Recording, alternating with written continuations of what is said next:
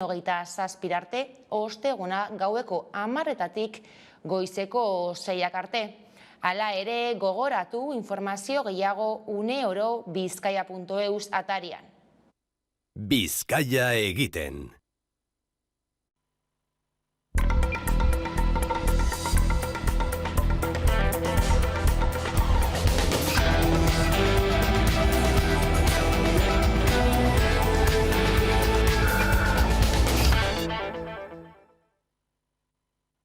Gabon, beste aste bat hasi dugu eta COVID-19 heldu beharko diogu berriro. Izan ere, Miren Basaras, mikrobiologoa da eta gaur gurean egonda Eguerdiko magazinean. COVID-19 intzidentziak astebete darama bera egiten eta halaxe aritu da uneko egoeraz. Bueno, egia da, azkenengo aste bi hauetako datuak adierazten dutena, da ospitale mailan hor mantentzen ari garela. Da, igoera ez dela izan handia, baizik eta gabon osteko igoeraren ondoren, badatuak badirudi baretzen ari direla edo mantentzen ari direla, ezta? Bai ospitaleretze mailan eta baita ere zainketa intentsiboko unitateen mailan, ezta?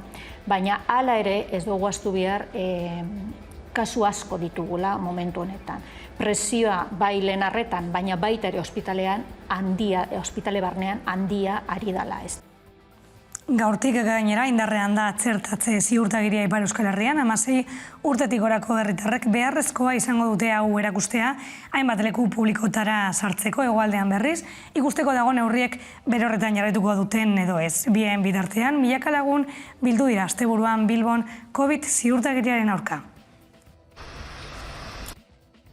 Jada indarrean da txertaketa pasaportea Ipar Euskal Herrian.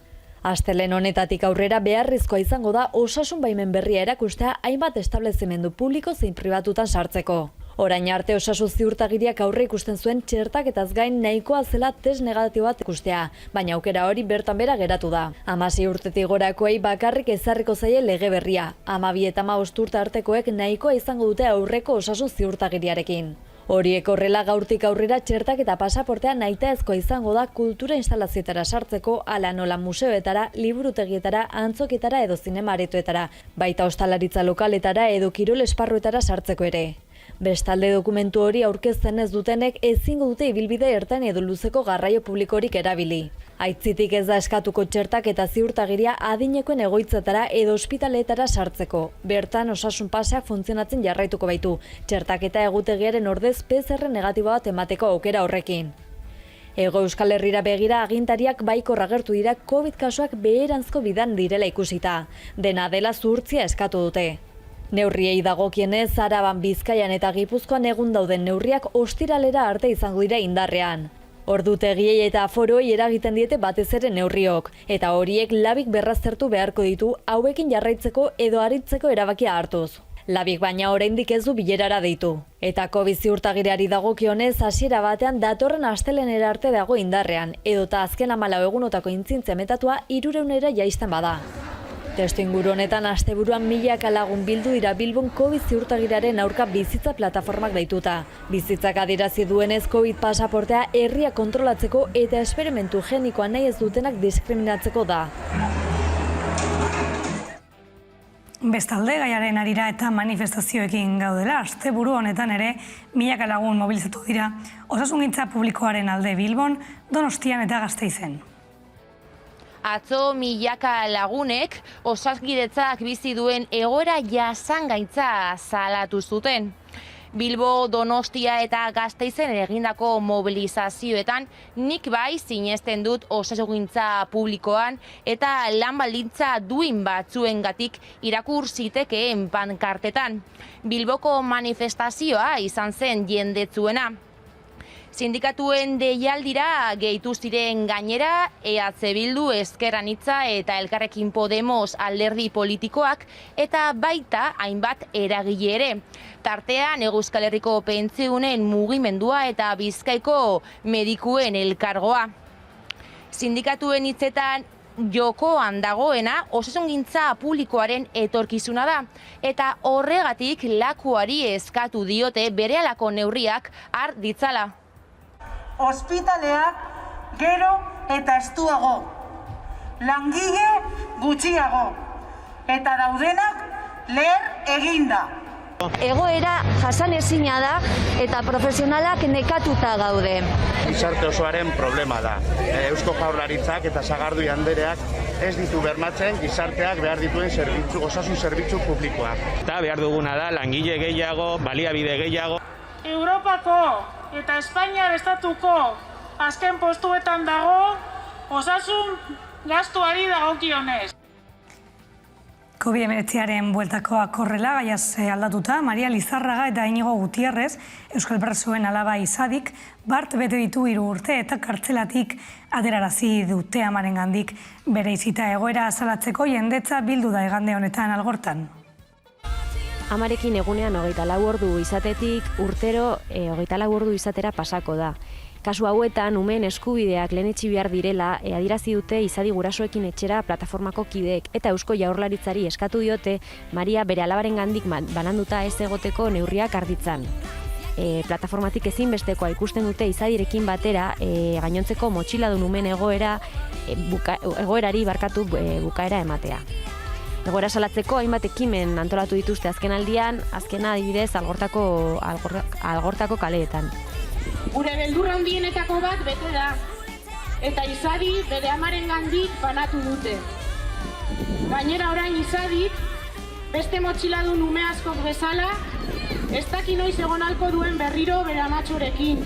3 urte bete eta izadi kartzeletik aterarazi dute eta amarengandik banandu. Horren ondorioz, motxiladun umea bilakatu dute aurra. Abenduan iragarri bezala, Euskal Herriko espetxetara gerturatu dituzte Inigo Gutierrez eta Maria Lizarraga izadiren gurasoak. Ostiralean aterazen aita Aranjuezeko espetxetik 3. gradua aplikatuta. Ama ordea Zabaiara lekualdatuko dute egunotan.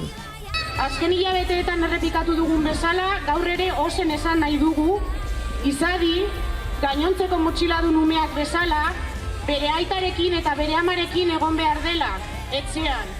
Ez jakintasun handia eta beldurra eta bueno, gauza asko nahasiak, ez? Alde batetik poza, kalean dagolako, bestetik triste bikotea barruan geratzen delako eta bueno, bai, esan digute hemendik eta egun gutxitara egingo dela aldaketa Zabaiara. Eta hori espero dugu egitea alik eta lasterren behintzat bizitak hemen ondoan izan ditzan. Diren eskubideak guztiz bermatuak izateko ama egon behar dela kalean ere bai. Eta asteburuko protestetatik ekitaldietara. Izan ere Ondarrera ailegatu da sorturen kongresua azkenik. Alderdiko kideak aste azkenetik larunbata artera izan zuten, Nazio Kontseilua osatzeko hautagaiak bozkatzeko aukera eta epea itzita hilaren 22an eman dute emaitzen berri. Independentziarako indarra lelopean, kongresuaren itziera ekitaldia egin zuten eguerdian Bilboko Bizkaia pilotalekuan. Ez da izan ustekaberik militanteen botoen 89% eskuratu ditu Arkaitz Rodríguez buru duen zuzendaritza taldeak. Militanteen 6%, bozkatu du ezetz eta berriz, boto zuria eman dute 5%. Aurreko zikloa behin betiko itxi, eta ziklo politiko berria zabaltzea lortu dugu. Askapen prozesuaren aurrera bideari aukera berriak eskainiz. Bigarrenik, ezkerreko independentismoa indartu dugu, sozialki, instituzionalki, elektoralki eta politikoki. Sortuko kideok egin dugu posible, alternatibako, Eusko Alkartasunako kidekin batera, Aralarreko kide hoiekin batera, eta beste milaka eta milaka kiderekin batera, gaur Euskal Herria Bildu eta Euskal Herria Bai oroar bigarren indar politikoa izatea. Eta ezkerreko independentismoak inoizko zentralitaterik eta eragin ahalmenik handiena izatea. Hirugarrenik, mugimendu feministatik hasi eta euskalgintzaraino aldarri eraldatzaile guztiek izan dute ein batean edo bestean sorturen eta bere kidegoaren auspoa. Laugarrenik, sortuk elkarbizitzaren eraikuntzari ekarpen erabakiorra egin dio. Urriaren 18ko adierazpena horren lekuko. Inguru giroari helduz, Hego Euskal Herriko, Kataluniako eta Kantabriako 603 etxaldek isuriak murrizteko egitasmo batean parte hartuko dute horretarako esne kooperatibek 100 milioi euro inbertituko dituzte. Hego Euskal Herriak, Kantabriak eta Kataluniak abeltzen kooperatiba nagusien bidez eta gobernuen babesarekin proiektu bateratua jarri dute martxan, esne ekoizpenerako etxaldeak modernizatu eta jasangarri egiteko helburuarekin. 25 erakundek hartuko dute parte eta 2026 arte 100 milioi euro baino gehiago inbertituko dituzte. Orotara 603 etxalde izango dira, zeinak urtean 337 milioi litro esne baino gehiago ekoizten dituzten. Egitasmoaren helburua da esnearen ekoizpen prozesuan eta logistikoan ingurumen aztarna murriztea. Zehazki 2027an karbono dioxidoaren isuriak 160 gutxitzea eta 150 gainerako hondakinen kasuan. Uraren kontsumoa 155 murriztea ere espero dute. Proiektuaren sustatzaile nagusiak ondorengo hauek dira. Euskal Herriko Kaiku Korporazio Kooperatiboa, Kataluniako Jet Nostrames eta Kantabriako AGC Agrokantabria Sostenible. Euskal Herriko Iparlat eta Kataluniako Lactex Masatx esne industriek ere bat egin dute. Eta Eusko Jaurlaritzaren Nafarroako, Kataluniako eta Kantabriako gobernuen babesa jaso dute. Erakargarria izan behar da sektorea baita ere gazteak ekartzeko eta mantentzeko aktibidade hau kalitatean oinarrituta. Baliabide propio ez gain diru laguntzak erakarri nahi dituzte. Bereziki Europako Next Generation funtsetik. Horri erantzuten dio hein handi batean 4 gobernuak bat egin izanak. Asmoa da esne ekoizpenaren kate begi guztietan eragitea eta etxalde guztientzat aplikagarria den sistema bat sortzea, produkzioa eta kudeaketa modu jasangarrioan egin dezaten. Hala esne ekoizle ez gain ikerketa eta garapeneko zentro teknologikoak eta elikadura kudeaketa zentroak ere batu dira proiektura. Besteak beste Euskal Herriko Neiker, Azti eta Intia. Bestetik, nazioarteko kontuetan gaurkoan Europar Batasuneko atzerri ministroek Antony Blinken Ameriketako Estatu Batuetako estatu idazkariarekin hitz egingo dute Errusiarekin Ukrainiako krisiari buruz izan dituen azken elkarrizketen inguruan. Errusia eta Ukrainaren arteko tentsioa ugaritzen doa bi herrialdeak banatzen dituen mugan. Mendebaldeko potentziek eta Errusiak Europa ekialdean dituzten interes geoestrategiko kontrajarrien ondorioz tentsioak baina oraindik ez du goia jo. Elkarrizketa saioek ez dute korapiloa askatzeko biderik argitu oraingoz eta testuinguru horretan Genevan bildu dira Errusiako atzerri ministroa eta Amerikako Estatu Batuetako estatu idazkaria. Ukrainaren eta Europaren militarizazioaren inguruko gatazkari aurre egiteko, gerra erretorika gogorra eta Moskuren segurtasunaren inguruko eskariei uko egin ondoren.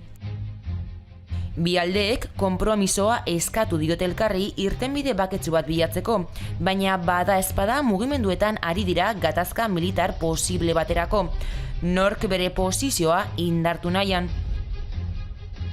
Testuinguruan jartzeko egungo Ukrainako herritarrak segregatuta daude, Europako mendebalderen alde edo ekialdearen alde. Horrela, mendebaldeko potentziak batez ere Amerikako Estatu Batuak, baina baita Europar Batasunare, Ukrainan agintari Errusia zaleen aurkako herri presio politikoa ari dira egiten, NATOra sartu nahian. Horiek horrela Errusiarentzat Ukraina NATOko kide izatea marragorria da. Bai arrazoi estrategiko, bai arrazoi historikoengatik.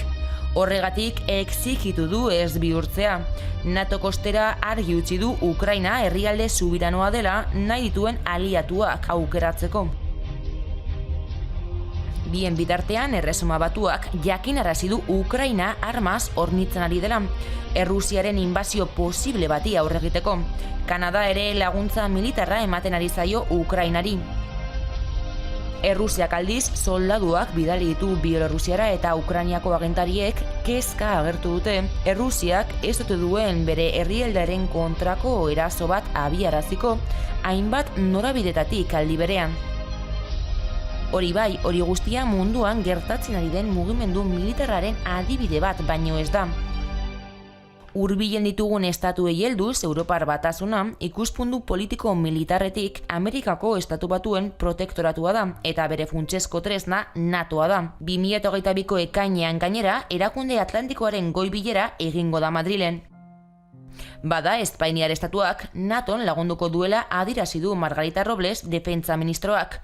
2 ontzi militar mugiarazi ditu dagoeneko eta hegazkinak ere eskaini ditu. En este caso concreto se ha adelantado lo relativo a la salida de los buques, del cazaminas y de la fragata. Erabakiak aldiz hautsak harrotu ditu Espainiako politikan. Unidas Podemosen ustez operazioa akats larria da, eta erabakiak Espainiako gobernua ezegonkortu dezake. PP berriz Espainiaren erabakiaren alde agertu da. El gobierno de España contará con todo nuestro respaldo. Ordea, EH Bilduko diputatu Mertxe Aizpuruak Euskadi Irratian ohartarazi du erabakiak gerra baten atarian jartzen duela Espainia. Eta bai larria dela, ze gerra baten atarian jartzen gaitu. Kontuak kontu eta iritziak iritzi, konponbiderik gabe jarraitzen duen gatazkak eta hainbat militar mugetara edatu dituenak munduaren hurrengo urteak definituko ditu, eta funtsezko aldaketak ekarriko ditu potentzia handien arteko harremanetan.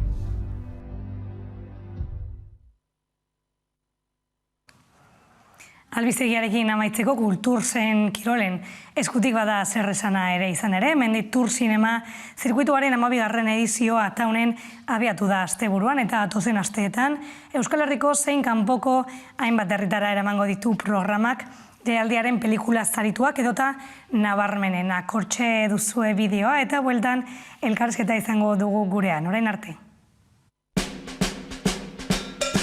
Menditur Zinema zirkuituaren 12. edizioa abiatu da asteburuan Ataunen eta datozen aste eta hilabeteotan Euskal Herriko zein kanpoko hainbat herritara eramango du programak Mendifilm Bilbao Bizkaia jaialdiaren pelikula saritu eta nabarmenenak. Urtarriaren 24an eta 25ean Donostian izango dira emanaldiak, 28an Sangotzan eta 29an Valentziago Kanete Berenguer herrian. Gerora, Euskal Herriko eta Espainiako beste 12 udalerrik jasoko dituzte jaialdiko filmak maiatzera bitartean, baina oraindik ere zabalik dago data eta leku gehiago lotzeko aukera. Iaz, orotara 38 hiri edo herritara iritsi zen Menditurra, 8.500 ikusle erakarriz. Ikusgai egongo dira esan bezala 2021ko abenduan ospatutako Bilbao Bizkaia Mendi Film jaialdian eskainitako hainbat pelikula. Tartean, Mendiak 1976 arrakastatxua.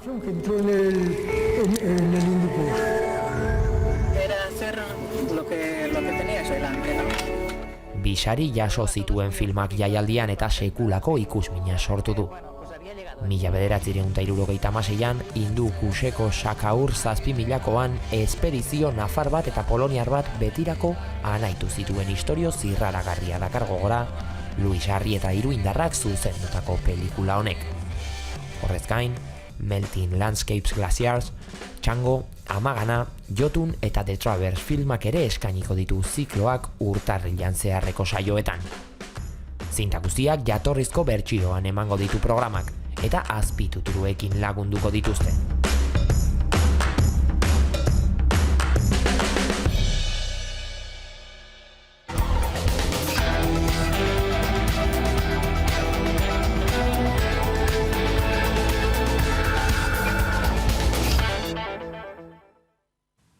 Gabon berriro albistegian aurreratu egin dugu, milaka lagun mobilizatu dira osasungintza publikoaren alde, Bilbon, Donostian eta Gasteizen. Nik bai, sinesten dut osasungintza publikoan, lanbaldintza duen batzuengatik lelopean, osakidetzak duen egoera jasangaitza salatu dute bart, eta neurriak hartzeko eskatu diote Eusko Jaurlaritzari baliabideak haunditzeko. Honen inguruan aritzeko gurekin du gaurkoan, pantearen beste alboan Jesus Oñate, Lab sindikatuko ordezkaria osakidetzan. Gabon.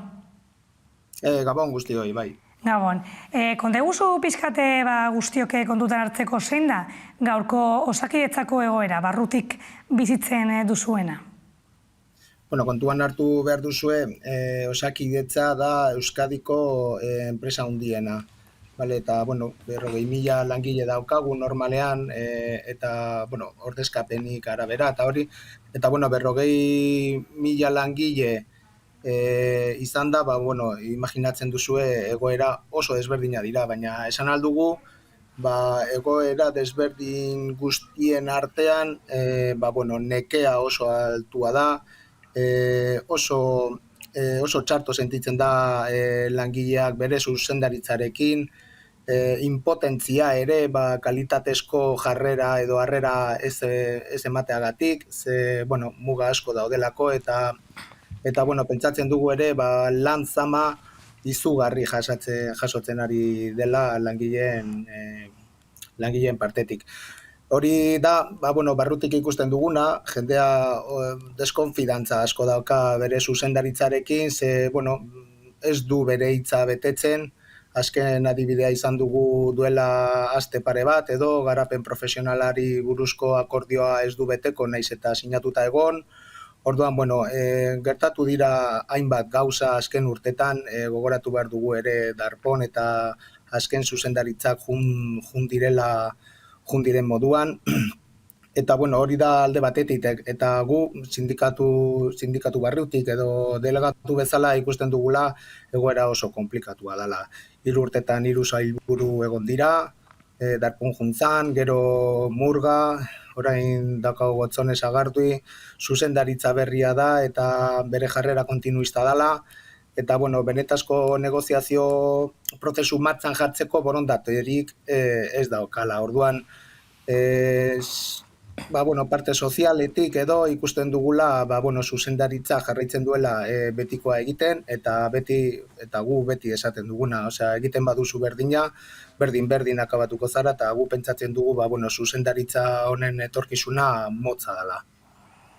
Orain nekea aipatu egin duzu, osasungintza publikoko lanbaldintza duinak aldarrikatzen dituzue, baina zer da zehatz-mehatz Eusko Jaurlaritzari kasu honetan eskatzen diozuena? Gu pentsatzen dugu salbuespeneko neurriak hartzeko egoera dela.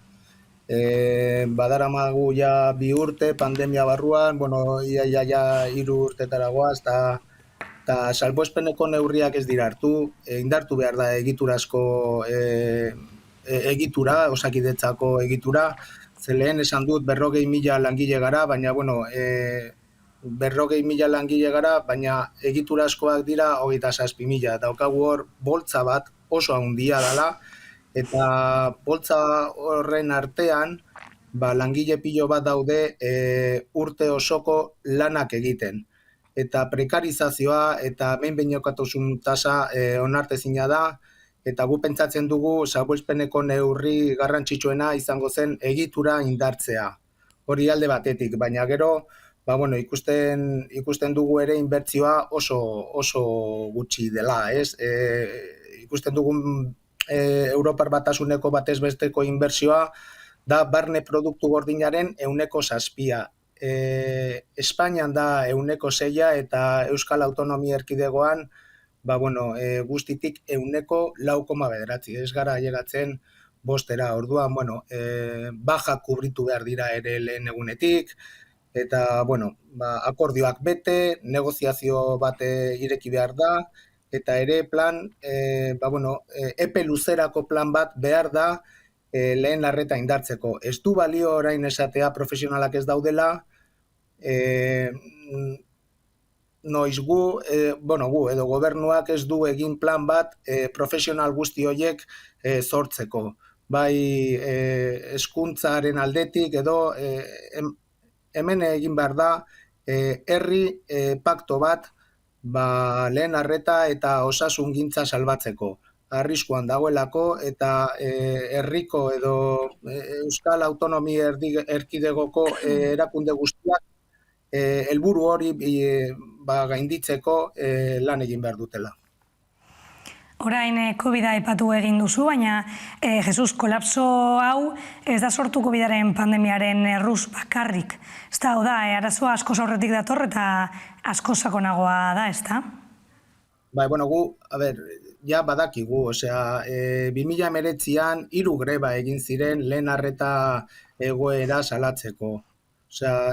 Osakidetza guztiok ikusten ari gara gertatzen ari dana, gure osasun sistema ez da munduko hoberena, ez da inoiz izan munduko hoberena, baina orain mito hori edo mito propagandistiko hori erortzen ari da eta jendea konturatzen ari da ze motatako osasun sistema daukagu, ez? Pandemia agerian utzi du lehen geneukan oztopoak kalitatezko harrera emateko.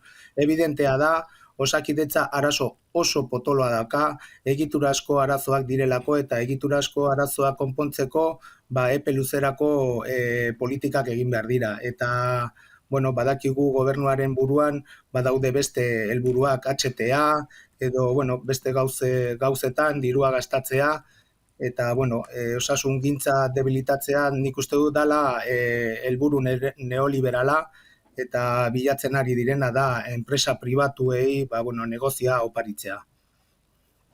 Bai, asteburuan hiriburuetako kaleak bete egin dituzue, zer nolako sentipenak izan zen dituzten?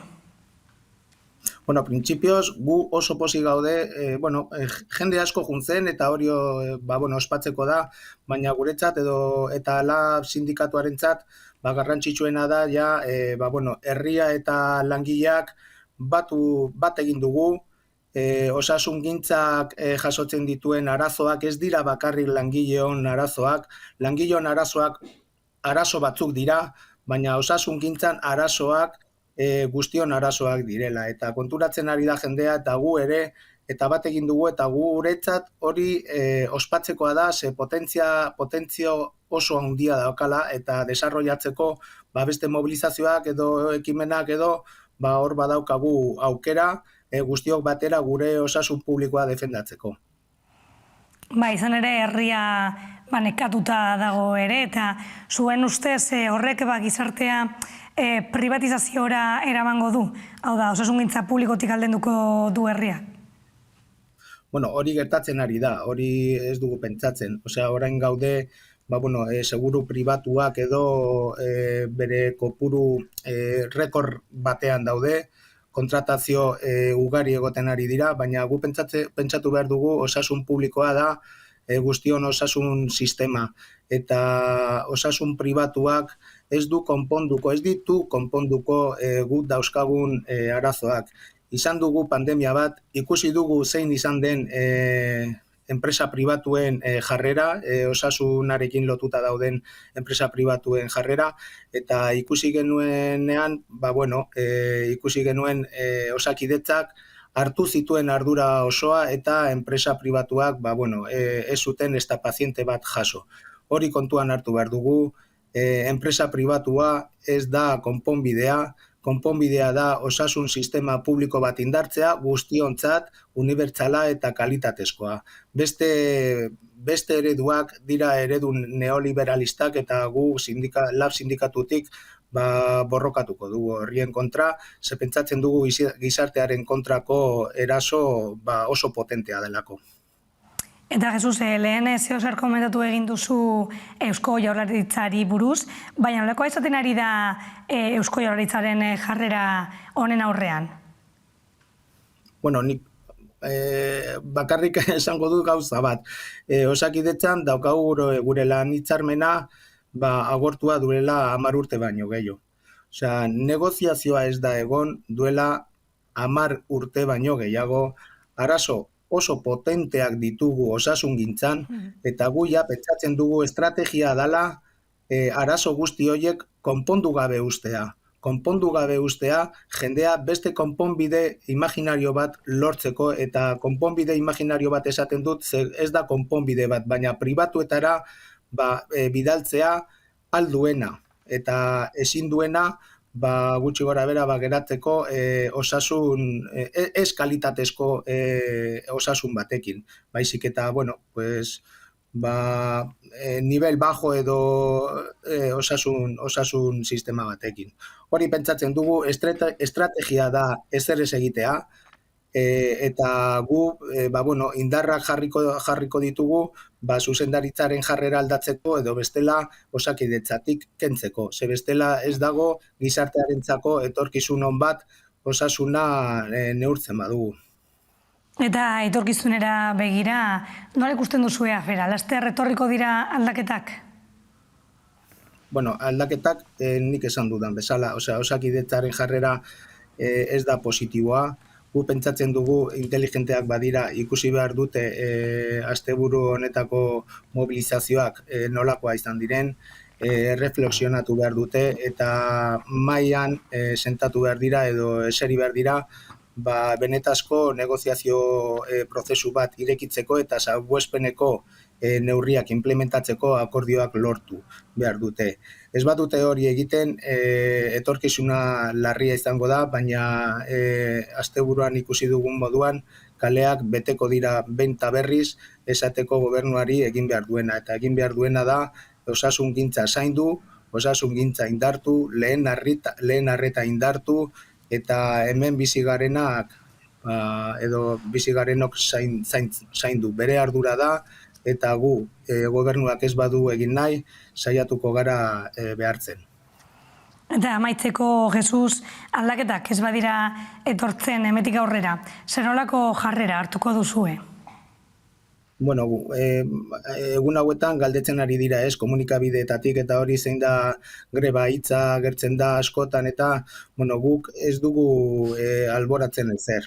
Gu daukagu tresna pilo bat borroka egiteko, desobedientzia zibila, daukagu manifestazioak, mobilizazioak, grebak, ekintzak, ditugu gauza pilo bat eta tresna guztiak erabiliko ditugu, ze helburua garrantzitsua da, herri bezala erantzun behar diogu eraso honi eta pentsatzen dugu ezin dugu ezer baztertu.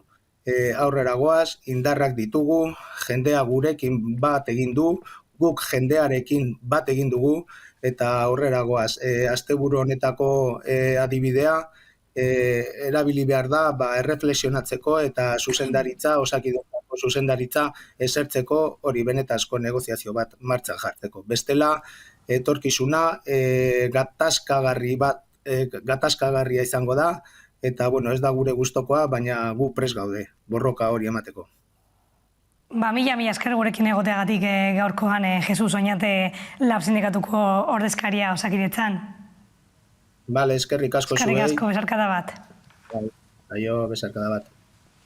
Eta solasaldiko tartea eregiko dugu oraingoan, baina tartetxo bat. Aurtengo korrikaren inguruko bideoa izango duzue jarraian ikusgai, orain arte.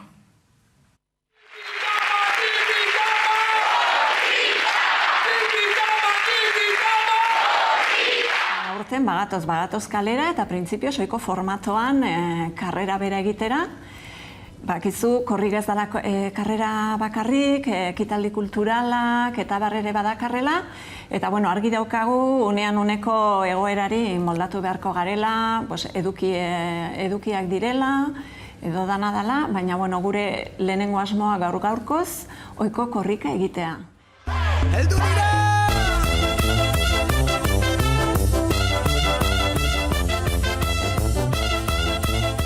Bidearen xehetasun guztiak ikusi ahal izango ditugu. Badauka bilatzaile bat eta bertan udalerriaren izena jarrita, bertatik korrika zein egun eta ordutan pasatuko da ikusi ahal izango dugu.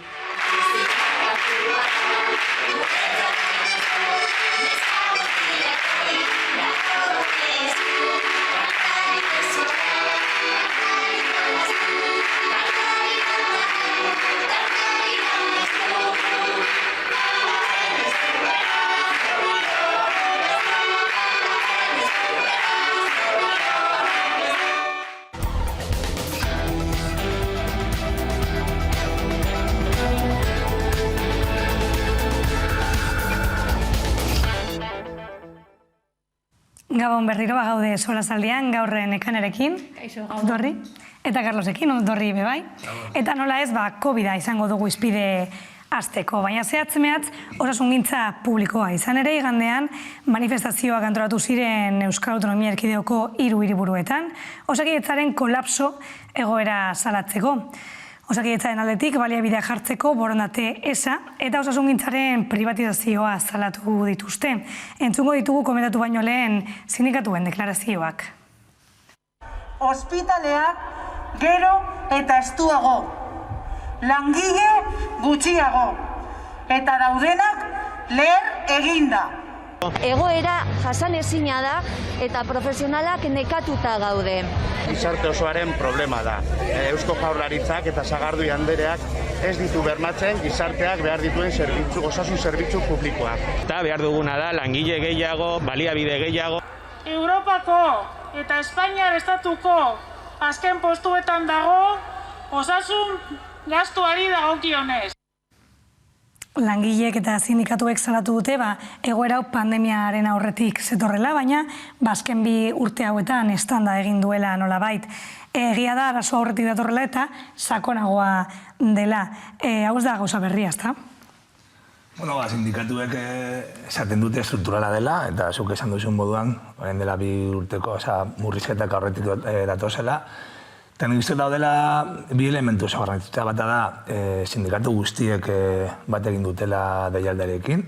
Orduan, bada hausnarketa bat dagoela oso partekatua bentsat langileen artean. Ez dela, ezin dugu katu eraso politiko bat moduan.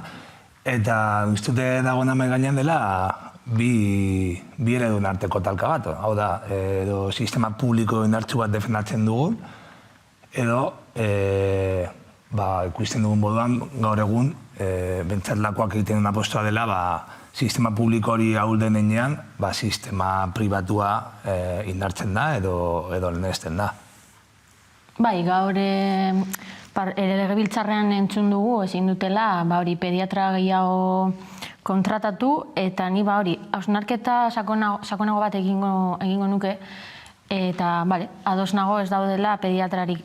Orduan, pandemiatik ikasi beharko dugu eta agian bebai unibertsitatean fomentatu behar da gure gazteok materia ikastea. Zebeintzak ni kuadriketan daukat mediku asko eta esaten didate. Eske, pediatra izateko espezialitate honek ez digute formakuntza asko moten eta unibertsitatera joateko tasa sartzeko oso altua da. Orduan, bai, egoera latza dela, bai, pandemiatik ikasik beharko dugula, bai. Nik bai uste dudala, batzutan hausnarketa ez da, filia edo fobia politikoen aldera egiten dela, jendea oso nekatuta dago horretaz, eta nik uste aldera utzi beharko genukela fibiak edo fobia politikoak bai. Zugura izan duzu gizartean nekatuta dagoela, baina pentsatzen duzu Osakidetzak eta batez ere lehen arretak duen egoera edo normalizatzen ari garela? Bai, de hecho, nik uste dut, ez dugu normalizatzen zeren milaka pertsona egon dira kalean, eta horrek esan nahi du, badagoela kezka gure sistema publikoaren inguruan. Eta ez dut uste, nik behintzat ez naz pediatren erabiltzailea, baina bai naiz osasungintzan erabiltzailea, eta egon nahi zenean medikuan egoera tamalgarria da, baina ez bakarri pediatrian, arreta zerbitzua dago desmontatuta erabat. Nire medikuak ere, berak etortzen zidan, gaur egun dituen baliabideak oso murtxak direla. Gaude eskaintzen osasungintza bat, ja ez telematikoa, telefonoz, dei bat, kalitate oso gutxikoa. Eta uste zorionez, ez dugula normalizatzen, eta eskerrak, eta horregatik jendea dago kalean. Eta uste dute batalla hau ez dela baladi. Hau da, gure gareungo jendartean, osasungintzaren atzean badaudele bai bestelako zerbitzu batzuk. Eta pertsona salgarriak eta adineko pertsonak ere arreta osasungintzan topatzen duten bestelako arazoak ere konpontzeko bide bat, konfiantzazko pertsonak, segurtasunaren beraien bizitzan. Hori guztian ezmentaletzen badugu, daukagu arazo bat, jendarte moduan. Eta hori, nik bai uste dut ez dela puntuala, ez dakagula jendea pres, egon dira 4.000 kaleratze azken urtetan, egon dira murrizketak eta hori dira datu batzuk daudena jarreta mai gainean. Orduan, nire ustez ez da arazo bat puntuala, noski baiet, pandemiarekin azaratu dela, baina nire ustez daude bi eredun arteko, bi apostu oso ezberdinak. Bai, ni manifestazioaren arira bi egon ziren asteburu honetan, eta ni oso harrituta geratu nintzen ikustea, hori, niretzako, eta menaskatuko dut, baina niretzako ez dira antipaseko bila, antibakunak dira, eta harrituta geratu nintzen ikustea, hori, jendeiago ikusteak txertoen aurkako manifestazioan, osasun publikoaren aldeko manifestazioan.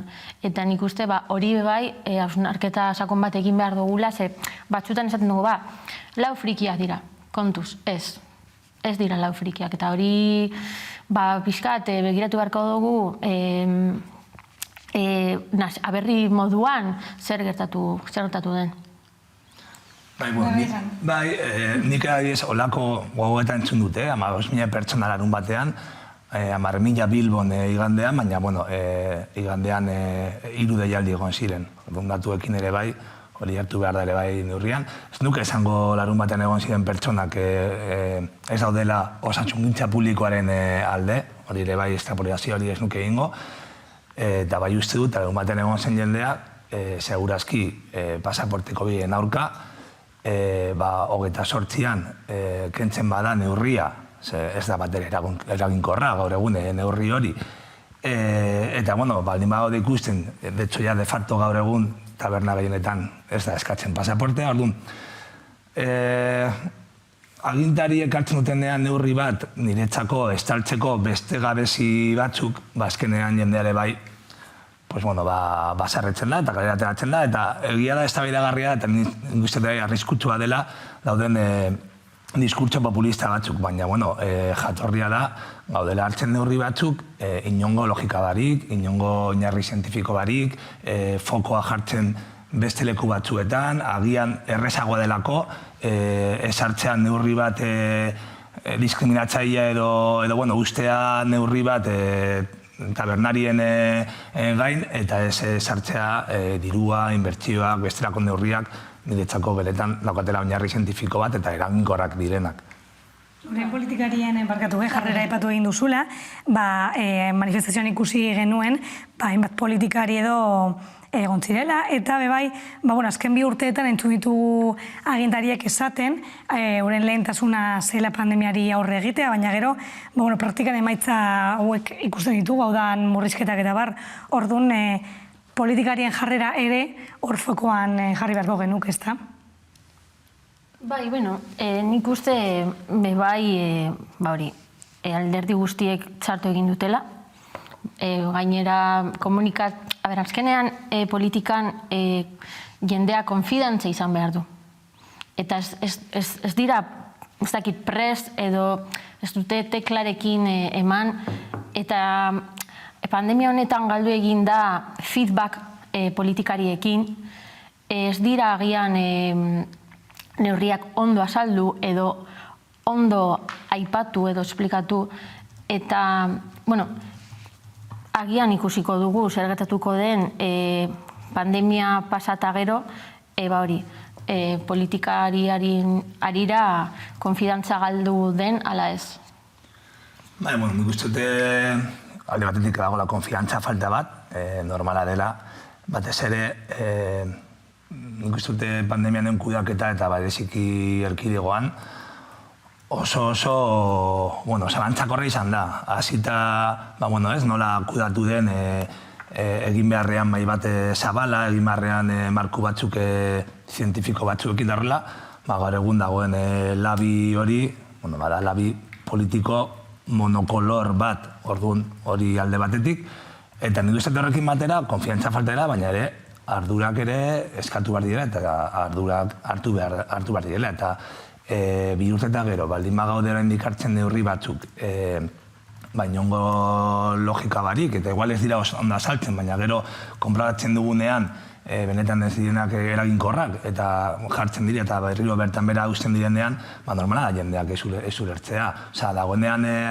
zientifikoki onartuta, fokoa jarri behar dela leku utzietan, eta hor bai aireztatu jarri mekanismoak kontrolatzeko, hor igual eskatu maskarilla, FPP2ko maskarillak, eta horri beharrean gaude debekatzen, edo eskatzen jenari kalean, neurri batzuk hartzea zentzu barik, edo Normala da, jendeak ez du ulertzen. Baina uste horren atzean egon barri ere bai, jokatu behar dugu ardura politikoarekin eta batzuk igual nartu beharko dute, egin duten kudeaketa, ez dela izan oso logikoa.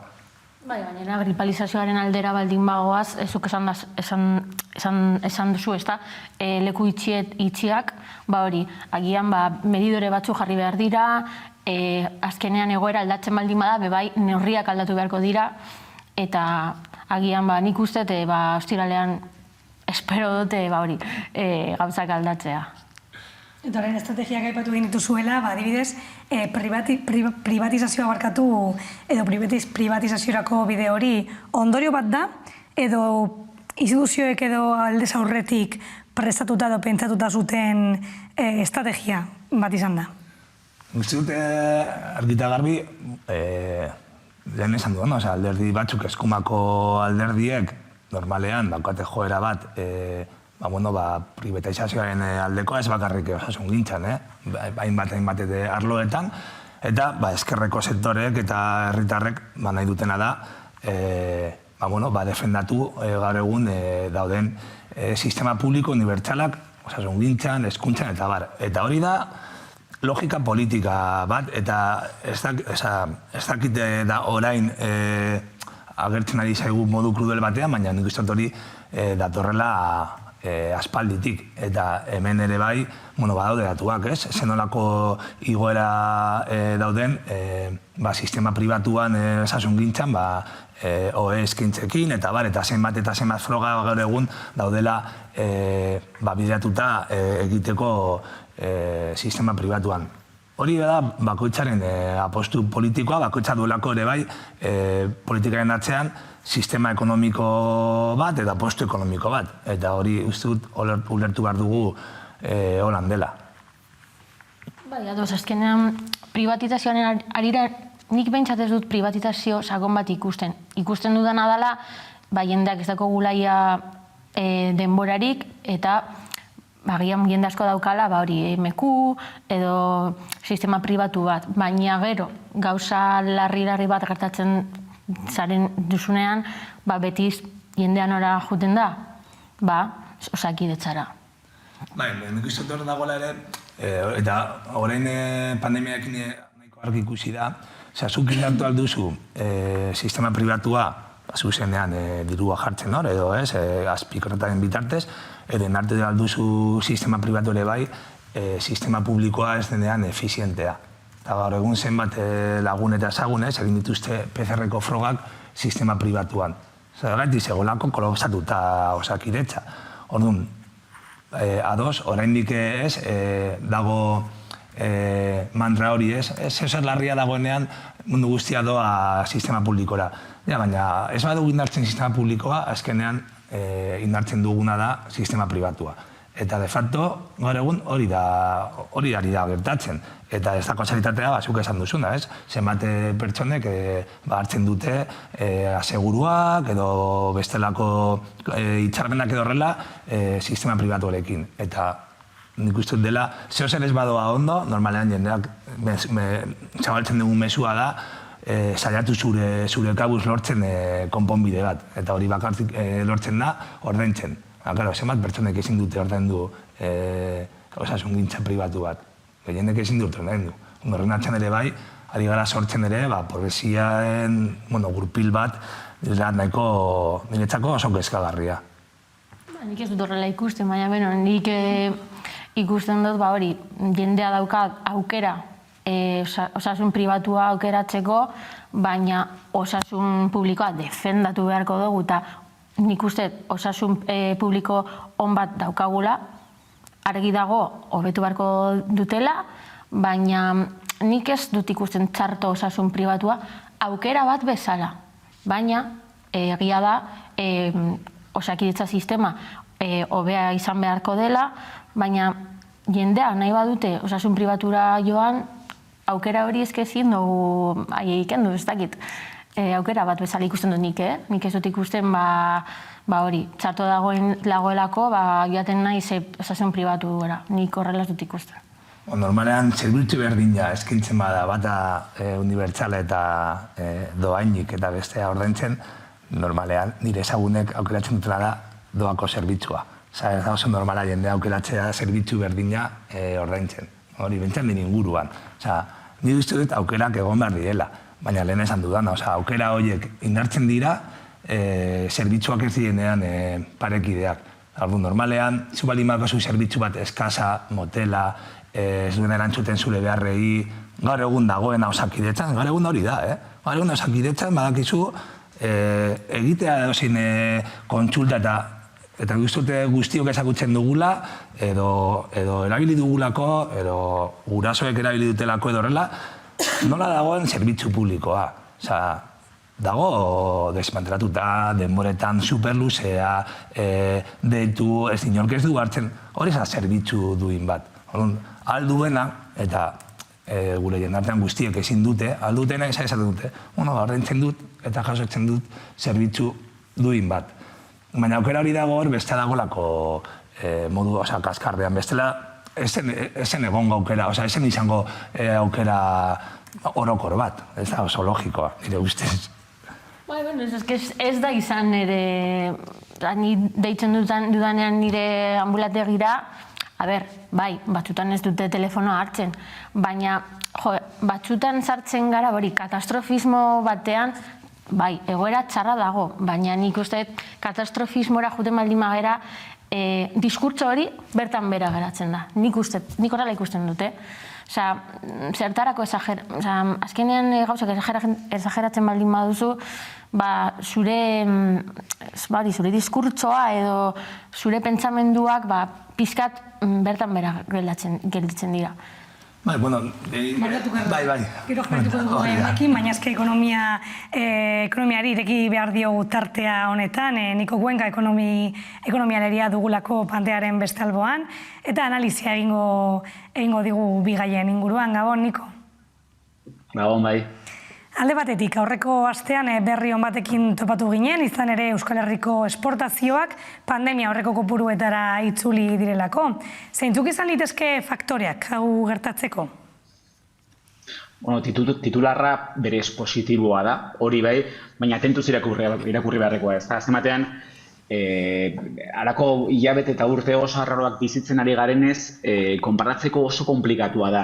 Datu hori, duela pare bat aste ezagutu genuena, markatu dela egun batzuk ezagutu duguna esportazioa, zuk aipatu duzun datu hori positiboa da zalantzalarik, 2021 bateko azaro bitarteko datuak ematen ditu, baina azken batean argi ikusi duguna azkeneko urte honetan dela ekonomia oroar oztopo lasterketa bat izaten dela.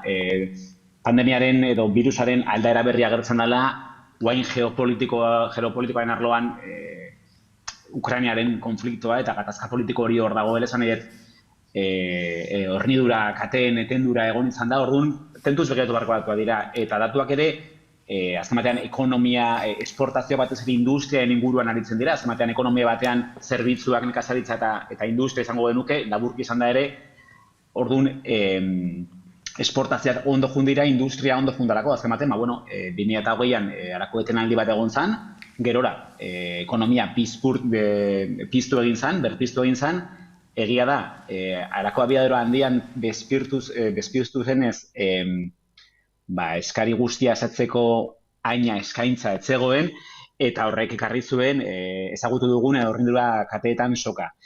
Zer gertatu da, igazko 2008 bateko azkenengo hilabetean eta batez ere abenduan zer gertatu da, ostera beste aldaera berri bat agertu dana, jadanok ongi ezagutzen dugun Omikron aldaera berria.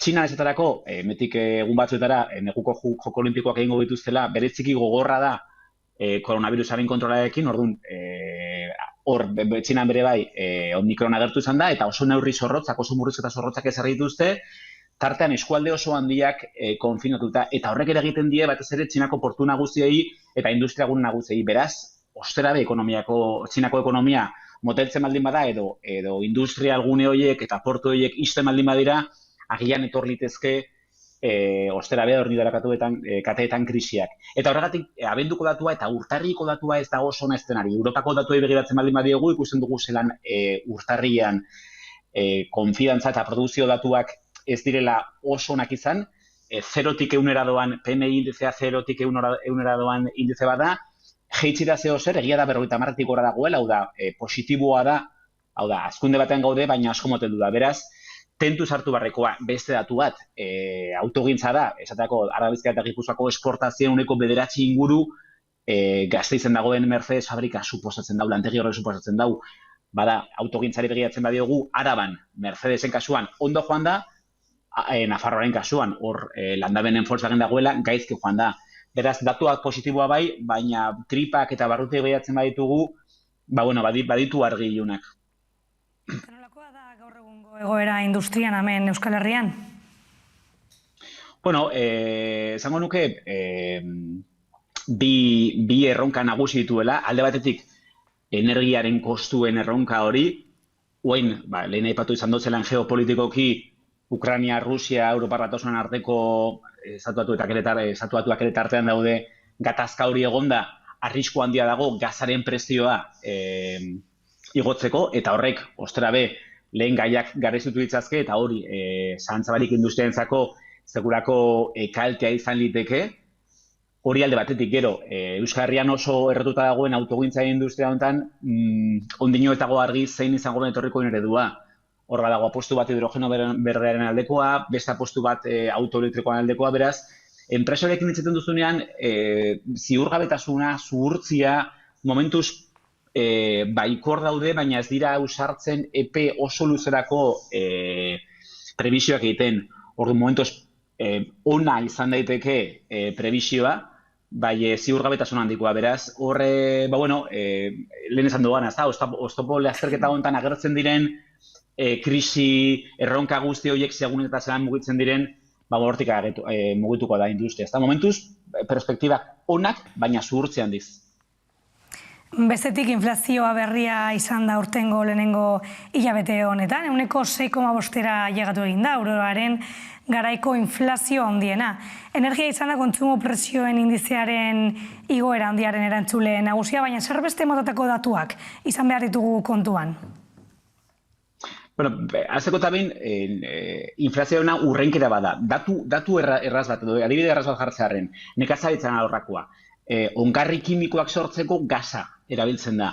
Gazaren prezioa inditu ala, hori apurka-apurka kate hortan, urrenkera hortan, kostuen gehikuntza egongo da. Momentuz nekazariek saiakera bat egin izan dute kostuen gorakada hori ez islatzeko, ez traspasatzeko, ez erasateko azkenengo prezio hori, baina azken batean helduko da momentu bat non pasatu barko dute. Beraz, nik uste dut ondino inflazioaren urrenkera hortan eta segida hortan ondino inflazioa altu mantenduko dela, hori hor dago, bai? Hornidoraren katearen talka hori edo krisi hori lausotzen edo lasaitzen denean hor bai arintza bat etorra daiteke, baina nik esango nuke urte honetan inflazio ez agian hain altu, baina inflazio altuken jartuko dugula, horrek ekartzen duen guztiarekin, azken batean horrek ekartzen duelako erosalmenaren galera. Langilek izate dituzten soldaten igoerak eta inflazioa konparatzen baldin badugu, argi dago langileak galtzaia ateratzen direla, eta erosalmenaren galera nabaria da etorriko bala. Beraz, urte honetan prezioak altu mantenduko dira, agian urtearen bukaeran zertxobait lausotu daiteke malda hori, baina urte gogorra izango da. Eta badago beste arrisku bat, azken batean, aste honetan bertan, Estatu Batuetako Reserva Federalak erabaki lezake bertan, Estatu Batuetan interes tasak igotzea. Europan ez da espero hain epe motzean, hain epe laburrean alako edo horren moduko erabakirik hartzea, baina agian urte bukaerarako edo atorren urterako etorlitezke interes tasen igoerak. Beraz, inflazio altuari interes tasen igoera egitzen badiozu, hau da, etxea erosteko hipoteka mailegua eskatu duten horientzako, kostu igoera bat, ez da? Hipoteka garestiako eta gortziteke. Gaur-gaurkoz, alokairuan bizi direnek, alokairu prezioaren igoera somatuko dute, alokairu kontratu gehienek inflazioarekin duta dagoelako, momentuz etxea jabetzan daukatenak eta hipoteka eskatu dutenek ez dute hori somatzen ari interestasak nahiko baju dago zalako, baina interestasak egotzen baldin badira, hor beste koska bat, orduan langileentzako, kontsumitzaileentzako beste esfortzu gehigarri bat, beraz, nire ustez urtea ez da bereziki samurra izango. Eta amaitzeko Niko pixkat etorkizunera begira, datuek, hobera egingo dute laster, adibidez, Julen Bollain ekonomilariak defendatzen duen oinarrizko errentaren moduko neurriekin? Gainera Julen Boñainek berriki horren inguruko liburu atera dau, ikerketa luze baten ostean, oso liburu interesgarria, irakurri beharrekoa. Berak errenta universal horren, kontzeptu horren, kontzeptu hori maigaineratzen dago, ezta? Hori, baditugu neurriak, baditugu tresnak hemen Hego Euskal Herrian badatugu diru-sarrerak bermatzeko oinarrezko errenta hori, tresnak baditugu jendea atzean ez usteko, baina tresna horiek indartu eta berrikusi behar dira. Ze bestela bai etorri daiteke arrisku bat. Datu bat emotearren, azkenengo hilabeteetan, azkenengo urtei begiratzen baldin badugu, lan pobrezia, hau da, lanean egonda, pobrezia arriskuan, pobreziaren atarian daudenen langileen kopurua handituen da. Lana izan da bai, baina ala ere pobrezian atarian, eta hori handituen da, beraz, neurriak hartu beharko dira, edo dauzkagu neurriak indartu berrikusi zabalago egin, jendea atzean ez gelditzeko, ze arrisku badago. Ointxe, hemen zain egon bitartean, entzun zaituztet, Carlosek aipatu dau, osasun publikoa eta osasun pribatuan arteko talka hori, etorria daiteke momentu bat, nun jendeak aukeratu beharko lukeen, ordaintzeko, janaria ordaindu, edo osasun publikoan zerbitzu honik ematen ez badiote, osasun publikoa ahalgabetu dutelako, ahuldu dutelako, azkenean momentu jak ematean, egongo da jendea osasun pribatu izango duena, osasun zerbitzu hobea, supuestamente, eta egongo da jendea ezingo duena hori badatu. Beraz, badago arrisku asko eta erpin askotatik ikusi daiteke badagoela arrisku erreala jende asko batzean gelditzeko. Tresna baditugu, indartzen baditugu zeuzoren daiteke, baina ez dut uste momentuz politikarien asmoa tresna hoiek indartzea denik. Mila eskerreneko gurekin tartea hau pasatzeagatik. Ez horregatik zuei, agur. Agur. Eta jarretuko dugu solasaldiarekin, COVID-19 eta Osakidetzaren egoerarekin geunden, eta bitartean, Omikron gurera heldu zenetik, osasungintza sistema are gehiago tentzionatu egin da, gainezka egin du Gotzone Sagardui osasun sailburuak kolan adierazita. Protokoloak aldatu dituzte, baina esaterako antigeno testen positibo guztiak notifikatzea derrigorrezkoa dela gogorarazi barkatu egin du Carolina Darias, Espainiar osasun ministroak. Entzun dezagun. Que nosotros hemos hoy, digamos, reiterado, subrayado ante las comunidades autónomas la necesidad, la obligatoriedad de notificar todos los positivos de acuerdo con la estrategia de vigilancia que se acordó en la pasada Comisión de Salud Pública celebrada el 30 de diciembre del año pasado. Jaurlaritzak protokolo aldaketak egin dutu behin eta berriz, eta azken hauek begionez ikusi egin dituzue, ala uste duzue pixkat Osakidetzak dituen zuloak estaltzeko edo estrategia izan dela? Azkenean zu farmazia batera junten baldin bazara, test bat eta positiboa baldin bazara, eta etxeko txikitsuak ezin baldin badituzu beste hori familiarekin edo baja bat hartu, normala da jendeak ez notifikatzea. Orduan nik uste ez direla positibo guztiak notifikatzen, hori eske denok dakigu. Nik uste egoera prekarioa dela eta ari gara gehiago prekarizatzen. Nikok esan du, ez kunda etorkizun urrun batera, gaur egun jende askok ordaindu du PCR bat egiteagatik, €100, edo gonda ordaintzen €10 antigenes froga batengatik. Nik uste €100 ordaindu behar du, benetan jende bat ez dagoena ekonomikoki boiante, egon da postu hori egiten lehenetxi duelako bere familia zaintzea edo bere burua zaintzea. Ondari garaiak jartzen bai gainean, nahi baduzu zure burua zaindu, bitartekoak ez daudenez, edo ez dugulako nahi, ari direz, antigenos frogak izatea zerbitzu publiko bat, beste estatu batzuetan egiten moduan, edo egotea presio mediko batean, ari gara jendeari behartzen, egitea aukera bat, ordaindu, eta segurazki kendu beste leku batetik. Eta, gero zuk aipatu duzuna, bajarekin gertatzen dena, nire ustez, da, ez dago baja eskubiderik, esago da, jende asko, ez nahi notifikatu, lan egin behar duelako, jateko. Orduan, salbese quien pueda. Orduan, nik uste txarrena dela,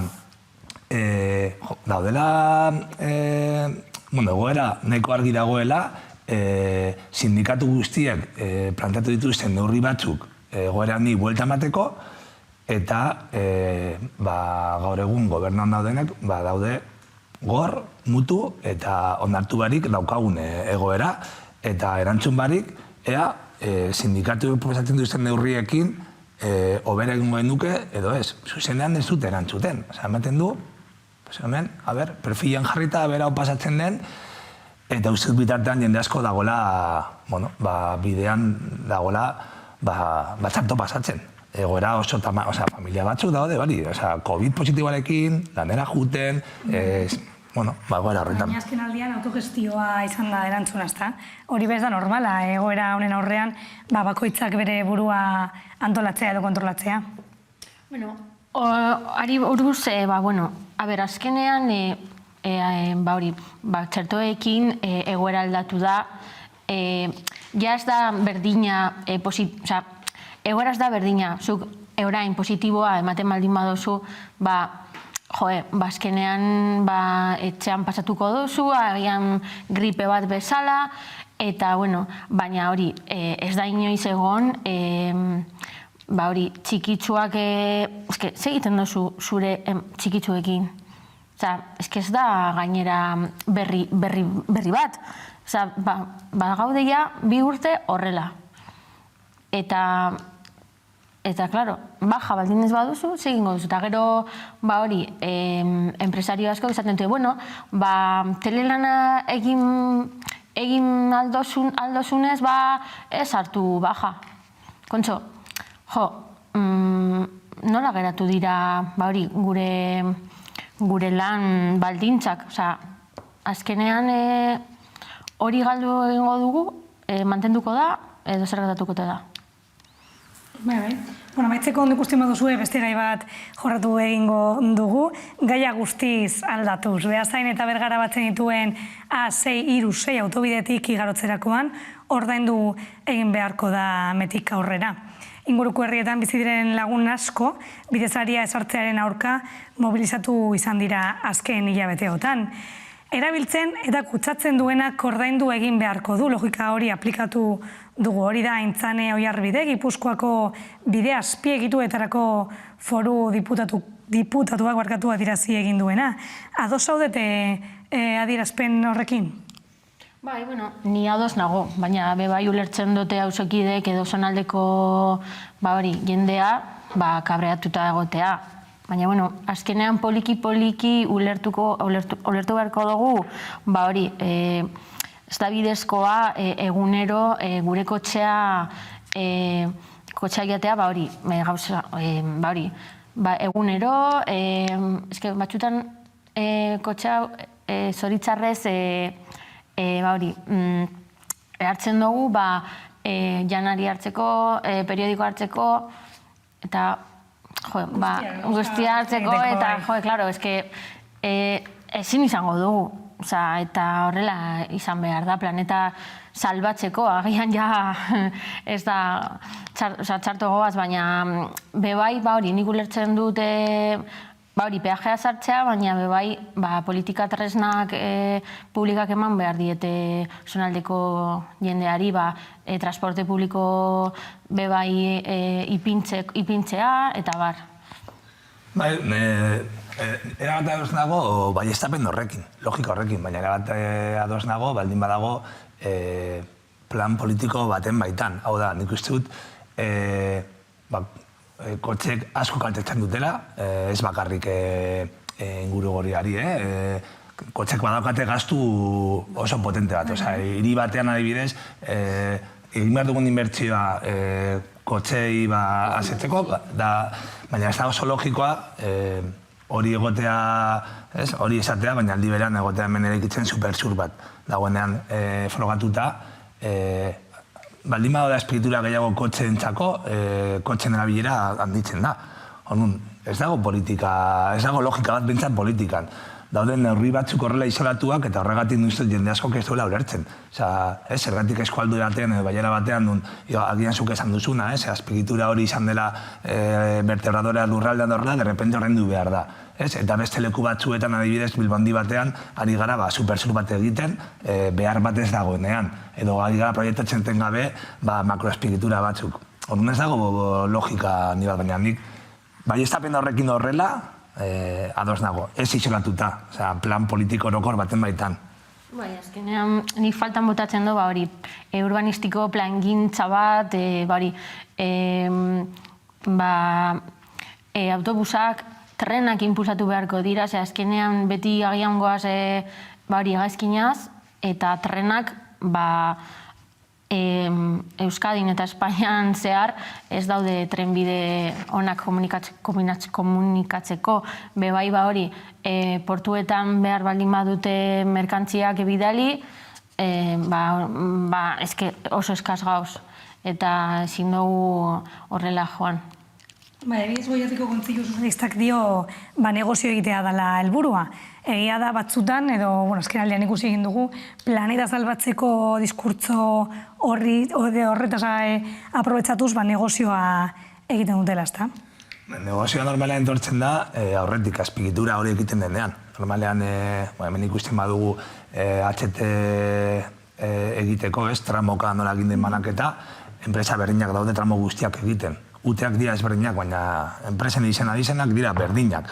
Negozia hor egoten da, hor dago diru publikoa pasatzen da esku pribatetara azpiegitura egiterakoan. Gero jartzen diren neurri zuzentzaile hauek peajetan eta horrela, hor uste dut negozioa, administrazioa sartzen denean negozioa jaz dago. Negozioa dago arretik eginda. Eta nila dibiz, adoz naiz zuk esan duzunarekin, goaz beste garraio motak bultzatzera. Baina dibiz, zergatik daude Euskal Herrian trenbide zehare gehienak desmentratu egin dira. Egon gara, garraio gehienak adibidez kaso horietan ematen dira, leku gertu eta horrela, beti izan dugu indartu behar dira gertuko trenak, eta horiek gutxi dira hor, bere horretan, eta ari gara indartzen bestelako eredu bat juteko Madrilera. Eta erabiltzaile gehienek erabiltzen dute egunerokotasunean trena juteko 10-15 kilometrotara. Eta zerbitzu horiek ez daude, edo dira oso kalitate eskasakoak. Ez dago politika bat, zuk esan duzuna, benetan mugikortasuna modu integral batean lantzeko. Eta lehenesten dela da, kotxe pribatua. Eta gero, jartzen dira lako neurriak, peajak eta bar, baina kaltea dago ja horretik egina, eta logika da, autopistak beti garraio pribatua bultzatzeko.